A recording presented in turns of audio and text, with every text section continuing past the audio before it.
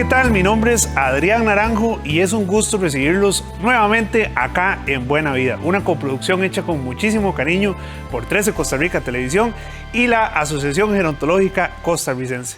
Nuestra compañera Ivonne Blanco, que usualmente presenta este programa, no estará el día de hoy, pero desde acá le mandamos un grandísimo saludo y le deseamos los mejores éxitos.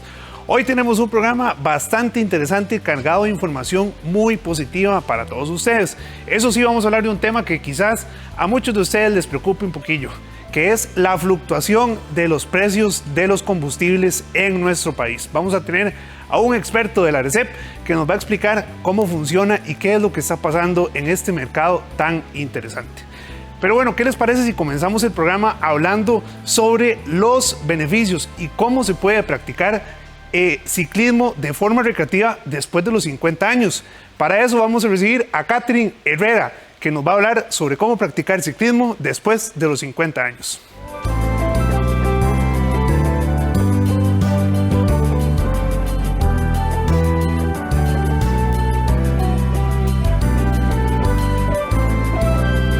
Hola, hoy les traigo unos consejos que voy a decirles para aplicar si quieren iniciar en el ciclismo después de los 50 años o reiniciar si lo dejaron de lado. Entonces es muy importante siempre tener en cuenta qué objetivo voy a cumplir con el ciclismo. O sea, hay muchos tipos de ciclismo. Podemos hablar de un ciclismo meramente para salud, que puedo hacerlo en la casa, ya sea utilizando máquinas. También puede ser un ciclismo un poco más aventurero, ya saliendo a la montaña, que demanda un poquito más de exigencia. O bien también es un ciclismo más competitivo, lo cual es posible después de esta edad también. Antes de iniciar con cualquier tipo de este objetivo, es importante saber cómo está nuestro cuerpo físicamente. Entonces, aplicar exámenes es muy importante, tener unos exámenes generales de salud y bien, o sería ideal o casi perfecto, una prueba de esfuerzo para ya arrancar de cero y saber que yo estoy bien y que puedo hacer el ciclismo. Entonces, con base en esto, es importante también saber qué tipo de bicicleta yo voy a utilizar, porque hay bicicletas para diferente tipo de objetivo. Entonces, una bicicleta, por ejemplo, de mountain bike es una bicicleta que es más descansada. Entonces, conforme se va aumentando en edad, el cuerpo va disminuyendo la flexibilidad, la fuerza y demás en lo que es nuestros tejidos. Entonces, es importante tener en cuenta eso a la hora de escoger una bicicleta. Por eso les digo, una bicicleta de mountain bike es más descansada, tiene suspensiones, entonces compensa más a la hora de salir y hacer tal vez un ride un poco más largo o demás. Entonces también es importante que tengan en cuenta que si yo tengo alguna condición médica, también hay otra opción que son las bicicletas asistidas que funcionan con un motor. Entonces eso me va a ayudar a que yo pueda disfrutar de un ride un poco más largo, pero haciendo menos esfuerzo. Entonces, como les decía, lo más importante es saber el objetivo, qué quiero con esto, y con base en eso irme a buscar la bicicleta y la indumentaria necesaria para hacer el ciclismo. Muchísimas gracias a Catherine por esos consejos, que Catherine es médica y es ciclista, así que nos está demostrando que efectivamente se puede hacer ciclismo con más de 50 años, y acá también los invitamos para que se unan a la práctica de este deporte tan bonito, tan interesante y tan apasionante. Pues bueno, uno de los temas que más nos preocupan y que impactan a las y los costarricenses en estos días son los precios de los combustibles. Y es que en los próximos días el precio llegará a niveles históricos, es decir, vamos a tener uno de los precios más altos de la gasolina en toda la historia desde nuestro país, desde la creación de la ARECEP, la Autoridad Reguladora de los Servicios Públicos, hace 25 años. Y por si fuera poco, aún se espera que crezcan un poquito más. Para entender más sobre lo que está pasando y por qué fluctúa el precio de la gasolina, invitamos hoy a conversar a don Mario Mora, que es intendente de energía de la ARECEP. Don Mario, un gusto tenerlo por acá. Muchas gracias por la invitación para conversar ciertamente de un tema de actualidad. Don Mario, quisiera que comencemos este programa y que introduzcamos un poquito el tema hablando y explicándole a la gente cómo funciona el mercado del combustible en nuestro país. Sí, muchas gracias. Bueno, esa pregunta es bien interesante porque, contrario a lo que pasa en la mayor parte de países, un primer aspecto que es necesario resaltar es que en el caso de Costa Rica hablamos de un mercado de combustibles que tiene dos características principales. Primero, que la importación, refinación y distribución de combustibles es parte de un monopolio del Estado administrado por Recope. Y por otro lado, el hecho de que en el caso de Costa Rica, el suministro de combustibles, tanto en los planteles de distribución como en las estaciones de servicio a nivel de consumidor final, es un servicio público regulado. Y precisamente por ser un servicio público regulado es que en el caso de Costa Rica, la autoridad reguladora de los servicios públicos interviene en dos dimensiones. Por un lado, regulando económicamente la actividad, incluida la fijación de precios, y por otro lado, regulando la calidad de los combustibles. Pero básicamente es eso. Tenemos un mercado regulado en donde los precios los fija específicamente la autoridad reguladora en función de un conjunto de variables tanto ordinarias como extraordinarias. Don Mario, y algo muy importante y que quizás mucha gente se esté preguntando en casa, ¿por qué fluctúa el precio de la gasolina? ¿De qué factores depende exactamente? Ok, sí, esa pregunta es interesante y tal vez se los planteo en términos de cómo es el modelo de regulación. Básicamente, a nivel tarifario, la autoridad reguladora interviene en dos momentos. Por un lado, fijando las variables ordinarias, que es básicamente una vez al año, en donde se analizan todos los ingresos, costos, inversiones y gastos que realiza, en este caso, la autoridad, Recope, y al mismo tiempo hacemos ajustes de carácter extraordinario, que son los que se hacen cada mes, con dos propósitos, que es reconocer el costo de dos variables extraordinarias bajo las cuales, por decirlo de alguna manera, ni el país ni Recope tienen control. Por un lado está el de los precios internacionales, es decir, Costa Rica importa el 100% de los combustibles que se utilizan a diario, y ese precio internacional no lo controla el país. Así que si el precio internacional por cualquier motivo está aumentando, pues Costa Rica va a tener que pagar precios internacionales mayores, y si por alguna razón ese precio internacional empieza a disminuir, esos precios que tenemos que pagar como país por los productos importados va a ir disminuyendo. Y además hay que agregarle a esas variables extraordinarias el hecho de que la factura petrolera hay que pagarla en dólares. Y en el caso de Costa Rica, en los últimos meses se han conjuntado dos aspectos, que es la tendencia al alza en los precios internacionales y por otro lado el aumento en el tipo de cambio. Eso ha hecho que la factura petrolera aumente. Eso provoca que los ajustes que la autoridad reguladora hace mensualmente, precisamente para reconocer el efecto de esas dos variables, hayan estado provocando esa tendencia al alza en los precios internos.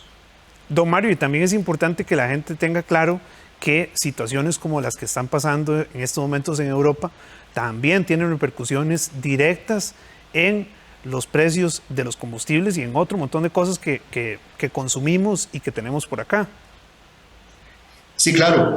Una de las características que tienen los mercados energéticos y específicamente el mercado de los combustibles es que son mercados muy sensibles. Creo que la experiencia reciente que hemos vivido en Costa Rica y en el mundo, producto de la pandemia, nos da un par de ejemplos interesantes, ¿verdad? Es decir, entra la pandemia, se cierran las fronteras, se suspende el turismo, se suspende la actividad económica.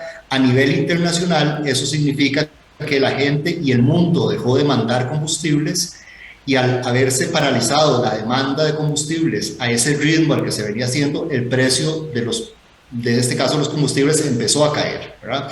Y así que en una parte del trayecto de la pandemia pudimos experimentar internamente una rebaja en el precio de los combustibles precisamente debido a eso. Y viene el otro efecto, ¿verdad? Posteriormente empieza un proceso de reactivación económica en el mundo, empiezan a abrirse las fronteras, empieza a intensificarse el comercio, y resulta que la producción de combustibles no se logra dar al mismo ritmo al que se está demandando, eso genera cierta escasez y sucede, como ustedes saben, cuando hay escasez, un producto escaso empieza a aumentar de precio, ¿verdad? Y entonces coincide ese proceso de reactivación económica, tanto a nivel global como a nivel de país, con una mayor expansión de la demanda, y en el caso de Costa Rica hay que sumarle no solamente que los precios internacionales aumentaron, sino además que el tipo de cambio ha aumentado, y como pagamos la factura en dólares, pues ahora hay que destinar una mayor cantidad de dólares más caros, por así decirlo, al pago de la factura. Pero usted señala algo además que es mucho más relevante en este momento, es decir, los conflictos geopolíticos, en este caso producto de la grave situación que estamos viviendo, claro, asociada al conflicto de Rusia-Ucrania, provoca precisamente un cambio en esas expectativas, ¿verdad? Y entonces hay una reacción de los mercados a decir, bueno, hay un problema, podría haber un problema de abastecimiento, y los precios del crudo empiezan a aumentar, y al aumentar la materia prima, que es el petróleo, empiezan a aumentar también los precios internacionales, y como Costa Rica importa el 100% de los combustibles, tenemos que pagar esas consecuencias derivadas de un cambio en el contexto. Don Mario, muchas gracias. Vamos a hacer una pausa, pero ya casi volvemos para continuar hablando y conversando y entendiendo lo que está pasando con los combustibles en nuestro país. Nos vamos a ir, eso sí, con una trivia, así que pongan mucha atención para que la resuelvan en sus casas.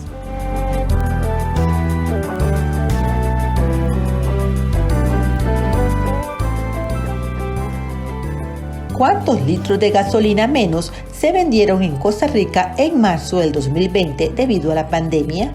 ¿10 millones? ¿25 millones? ¿45 millones? ¿80 millones? Se lo contamos al volver de esta pausa.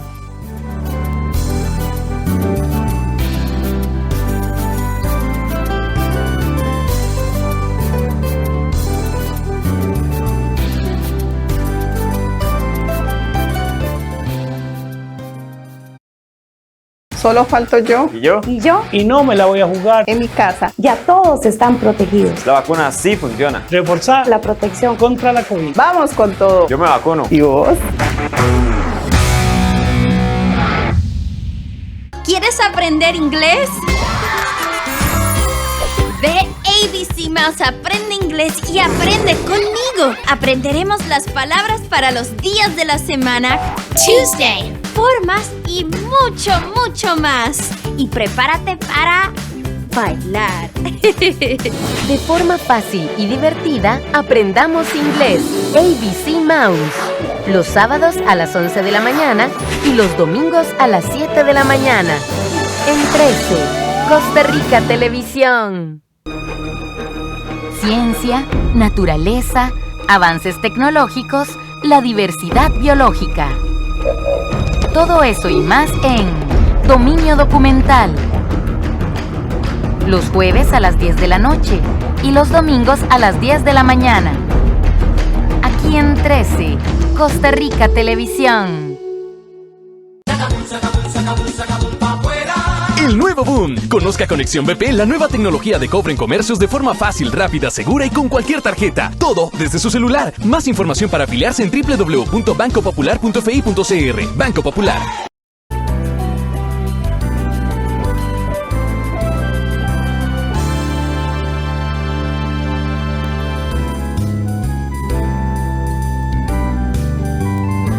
Al iniciar la pandemia en marzo del 2020, las y los costarricenses dejaron de utilizar sus vehículos igual que antes.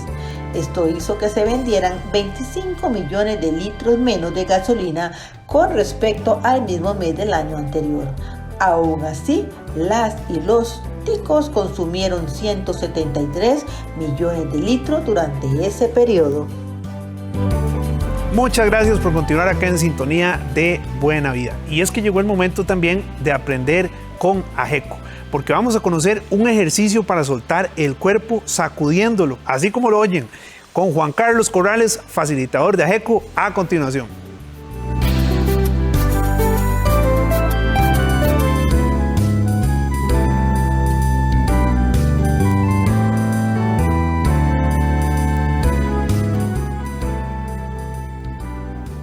Hola, mi nombre es Juan Carlos, soy facilitador de actividad física en AGECO y vamos a ver algunos ejercicios para relajar el cuerpo sacudiéndolo. Entonces vamos a empezar revisando que estemos en una buena posición, con los pies bien enraizados en la tierra, bien puestos, relajados, las rodillas flexionadas. Imaginamos que colgamos del cielo, como desde la coronilla hacia el cielo, si hubiera un hilo que cuelga y que nos sostiene. Entonces, a partir de ahí, simplemente relajamos los hombros, los soltamos un poquito y vamos a sacudir los dedos, con los brazos caídos. Entonces empezamos a sacudir. La idea es soltar bien las muñecas, soltar los dedos, tener un poquito la cadera bien relajada, digamos, las rodillas flexionadas y la espalda erguida. El mentón un poquito hacia adentro. Entonces ahí, como sintiendo que todo el peso cae sobre la planta de los pies, vamos a sacudir, relajar, sentir que esa vibración, digamos, que recorra todo el cuerpo, que se vaya sintiendo un poquito desde los pies hasta la cabeza. Sacudimos un poco más fuerte, mantenemos una respiración constante, vamos relajando bien los hombros y ahora dejamos de sacudir. Simplemente cerramos los ojos un momento y percibimos cómo a pesar de que ya no estamos moviendo el cuerpo, se mantiene la vibración en el cuerpo. Y esa vibración la empezamos a percibir, ojalá en todo el cuerpo, tratar de percibirla, tratar de distribuirla. Muy bien. Ahora vamos a hacer otro ejercicio. Esto permite relajar todo el cuerpo porque genera una vibración que afloja, relaja los músculos. Ahora vamos a girar la cadera para un lado, para el otro, relajando los brazos, soltándolos. Entonces, si los brazos están sueltos, naturalmente se van a articular el hombro, el codo, la muñeca. Si están tensos, vamos a quedar así. Entonces tenemos que soltar. Y una señal de que están relajados es que se articula bien, como decía antes, las muñecas, codos y hombros. Y en la medida que vamos girando, vamos produciendo unos golpecitos en el cuerpo. Vamos a darle una dirección, siempre relajado, pero estimulando debajo de las costillas, atrás y adelante. Muy bien, y eso lo hacemos por unos 5 minutos aproximadamente. Bueno, los invitamos a participar de los cursos de actividad física en AGECO, llamando al teléfono 2542-4500 o escribiéndonos al correo cursos@ageco.org. Gracias. Muchas gracias a Juan Carlos por esta información y ahora vamos a continuar hablando del tema del día de hoy. El precio de los combustibles en nuestro país y por qué está fluctuando y por qué está en esos niveles tan altos que, bueno, nos asustan de alguna manera. Y para eso estamos conversando con don Mario Mora, que es Intendente de Energía de la ANESEP. Don Mario, hace un rato conversábamos un poco sobre cómo funcionaba el mercado y cuáles factores influyen en esto, pero quisiera preguntarle un mito una idea que quizás mucha gente tiene en su casa y que tiene una gran curiosidad sobre cómo se compone el precio de la gasolina en nuestro país. Sí, muchas gracias. Creo que esa es una pregunta bien interesante porque así como al inicio les comentaba que el país no controla el precio internacional, ¿verdad?, que es el principal componente, hay otros elementos que dan forma al precio del litro de combustible, ya sea de gasolina o de diésel, que pagamos cada uno de nosotros al momento de ir a una estación de servicio. Entonces, sí es importante pues que sepan que el precio final que pagamos los consumidores en una estación de servicio está compuesto por una serie de elementos, que son el precio internacional, el impuesto único a los combustibles, el margen de comercialización de las estaciones de servicio, el margen de operación de recope, así como el flete promedio y dos elementos adicionales que tienen que ver con el subsidio a la política sectorial y al subsidio de la flota pesquera. Esta integralidad es importante porque en ese cuadro que ustedes están viendo en la pantalla aparece en azul la primera línea, que es el precio que recién autorizó ANESEP el pasado viernes. Todavía no ha entrado a regir, pero ese es el último precio. Ese precio, vean que si lo descomponemos, nos ubicamos en la primera columna, en la línea verde, nos vamos a dar cuenta, por ejemplo, que en el caso de la gasolina superior, el precio internacional, que es la variable que no controlamos como país, pesa alrededor de un 55%. Eso significa que cuando nos toque pagar ese litro de gasolina superior, que va a costar 822 colones, 453 colones corresponden específicamente al precio internacional. Pero a partir de ahí, el resto de las variables, como son impuesto único, margen de estación de servicio, el margen de operación de recope y el resto de las variables, son variables internas que de alguna manera el país controla en cierta medida, podemos decirlo así, porque dependen más de nosotros.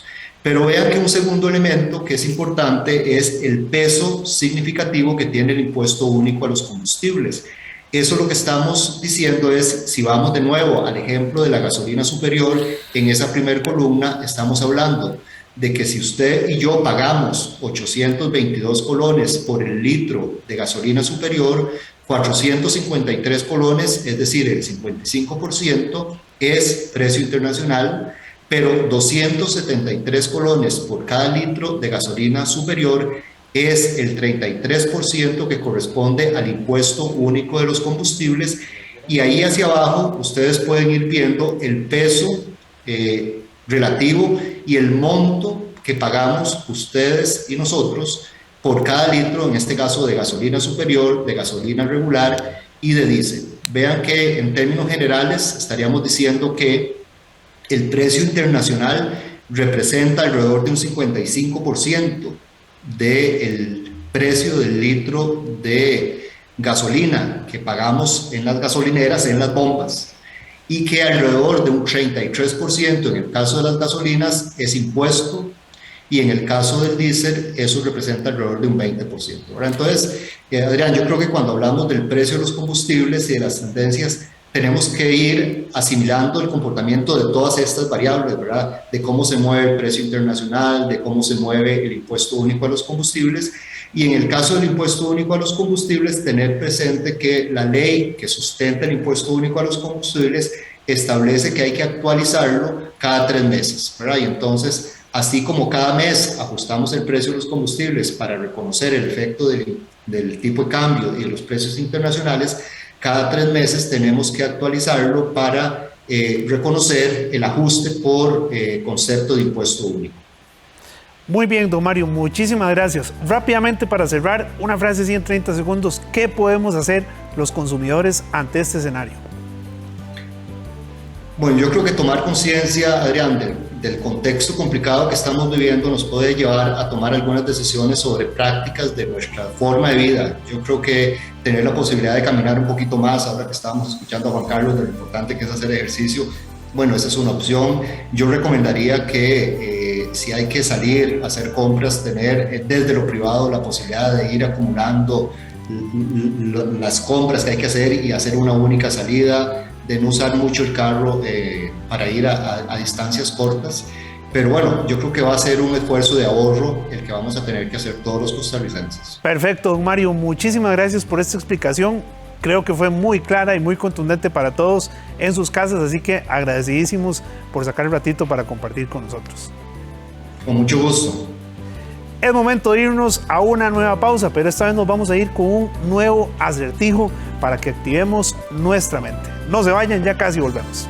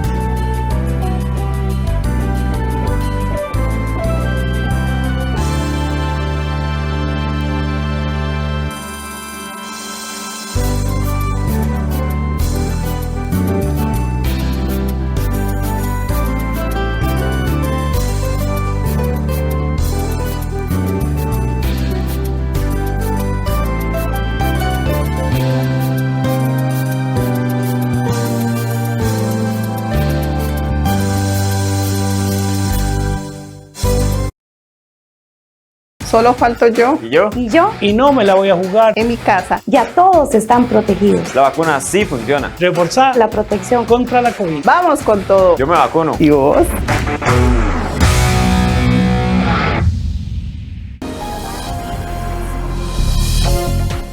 El cacao, un éxito de exportación.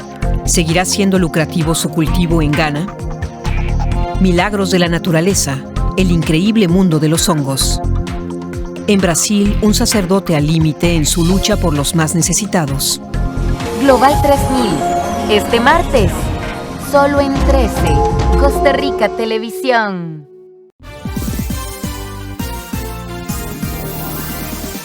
Todos los domingos a las 7:30 de la noche tenemos el sorteo de la Lotería Nacional. Desde la Junta de Protección Social de San José. Solo en 13, Costa Rica Televisión.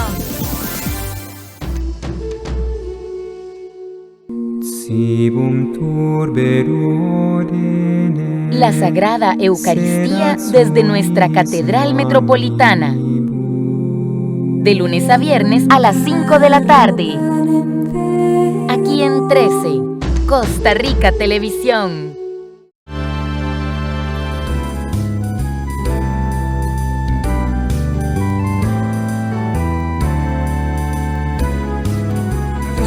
Acá en Buena Vida. Es momento de escuchar la cápsula de la temática semanal. ¿Cuál es la diferencia entre acoso y abuso sexual? Pues bueno, a continuación, Ana Isabel Portugués del Departamento de Violencia de Género del INAMU nos lo contará.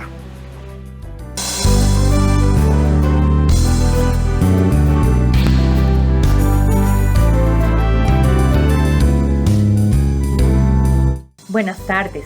Soy Ana Isabel Portugués Bolaños y trabajo como abogada en el Departamento de Violencia de Género del INAMU. Si hablamos de acoso sexual, ya sea en la calle o acoso sexual en el trabajo o en el lugar de estudio, y de abuso sexual, debemos decir que aunque todos están regulados por leyes distintas, todos son igualmente importantes y deben ser denunciados y sancionados, porque cualquiera de ellos constituye violencia sexual. Violencia sexual que está comprobado por las estadísticas que se da mayoritariamente en perjuicio de las mujeres. Es decir, somos nosotras las mujeres de todas las edades las que somos mayormente acosadas en la calle, acosadas en el trabajo y también que sufrimos abuso sexual. ¿Qué es lo que pasa? Que a veces pensamos que el abuso sexual, como está penado con pena de prisión en el Código Penal, es más importante o más fuerte o más grave que el acoso sexual. Y no es así. Lo que pasa es que también el acoso sexual, ya sea en la calle o en el trabajo, lo tenemos normalizado. Pensamos que no es nada y que es normal que nos digan algo en la calle, o que es normal que un compañero de trabajo o un jefe nos diga piropos o nos vuelva a ver maliciosamente. Y son conductas entonces de violencia que tenemos normalizadas y por eso no le damos la importancia que requieren. Así es que de ahora en adelante vamos a tener claro que cualquier tipo de conducta sexual que nos sea impuesta, que nosotras no pidamos, que nosotras no hayamos requerido y que nos sea impuesta a la fuerza o sin nuestro consentimiento, es violencia sexual, ya sea acoso sexual callejero o en el trabajo o abuso sexual por parte de algún pariente o alguna persona de confianza, y que estamos llamados y llamadas a denunciarlo en las instancias correspondientes. Con eso llegamos al final del programa del día de hoy. Nada más, no nos vamos a ir sin antes agradecerle a la Galería Matiz, ubicada en Plaza del Sol, en Curridabat, por esta obra que están viendo ustedes en este momento en pantalla. Si ustedes quieren conocer más sobre las obras y demás cosas que tienen en la galería, lo pueden ver en los números que aparecen en pantalla. Mi nombre es Adrián Naranjo, ha sido un gusto acompañarlos el día de hoy y les recuerdo sus citas mañana a las 4:30 acá en Buena Vida por 13 Costa Rica Televisión. Nos vemos.